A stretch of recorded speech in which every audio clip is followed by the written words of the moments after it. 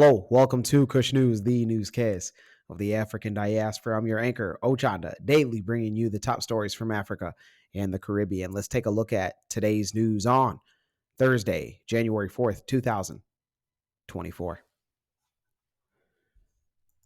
Well, let's go to Kenya, where Ruto is calling for immediate peace. Kenyan President William Ruto has called on warring parties in the Sudan conflict to embrace dialogue and work towards the attainment of lasting peace. President Ruto lauded proponents of the Jeddah initiative for agreeing to work with the Intergovernmental Authority on Development, known as IGAD. He observed that IGAD and the African Union are well positioned to mediate the situation in Sudan.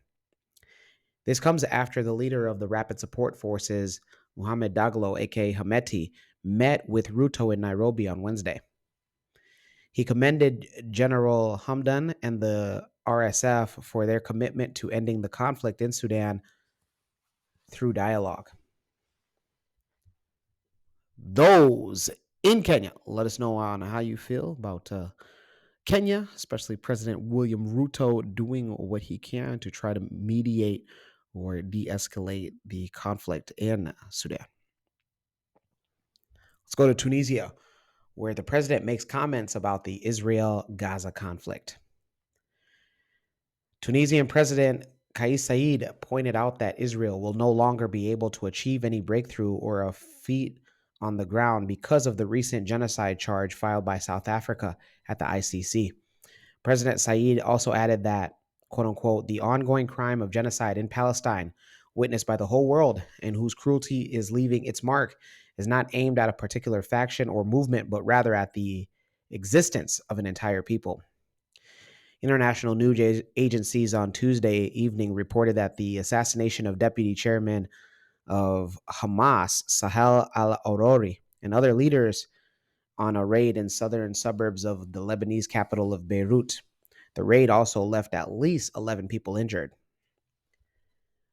Those in Tunisia, let us know on how you feel about the president's comments. Let us know if you side with them. I want to hear directly from you. Let's go to the Caribbean and end it there. We go to Guyana, where they have provided water to many.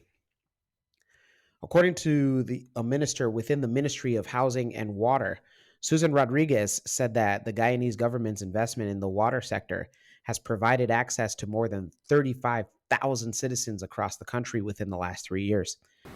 The company is now, and I'm pleased to report, is now in a stable and solid financial position.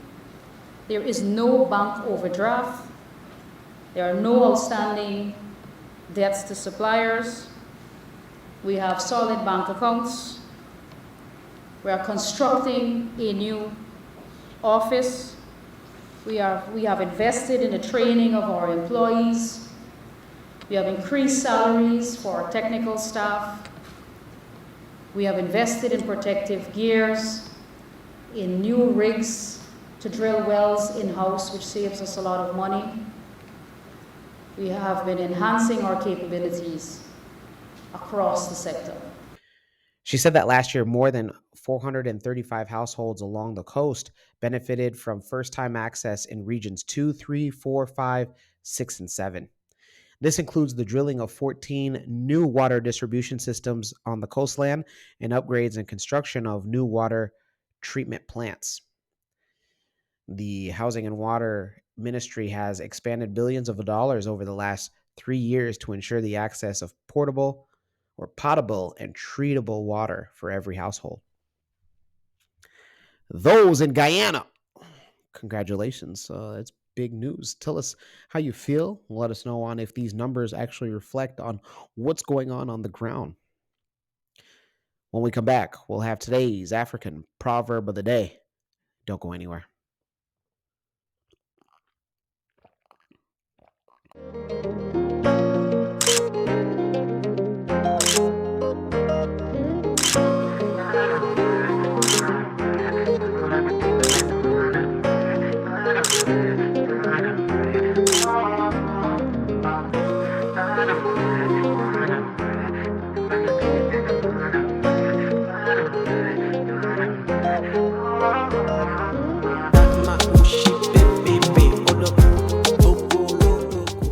Welcome back. Let's take a look at today's African proverb of the day, and it comes to us from Mozambique. What's going on, Mozambique? And it reads, never marry a woman who has bigger feet than you. Once again, never marry a woman who has bigger feet than you, Mozambique proverb. That's a big statement. I don't want to get my foot in my mouth, huh? Never marry a woman who has bigger feet than you. This is interesting. This might interpret as don't try to bite off more than you can chew. Like, don't try to take tasks that you're not built or not ready for. I look at it like you wouldn't ask a mechanic to perform surgery on you, and you wouldn't ask a lawyer to construct a house. So stick with what you know, in a sense, to a certain degree. Let me know your interpretation of today's African proverb of the day, as well as your thoughts, views, questions, comments, and concerns on the top stories. Don't forget to hit that like button. Make it your best friend. For Kush News on Kush Convos TV, I'm Ochanda. We'll see you soon.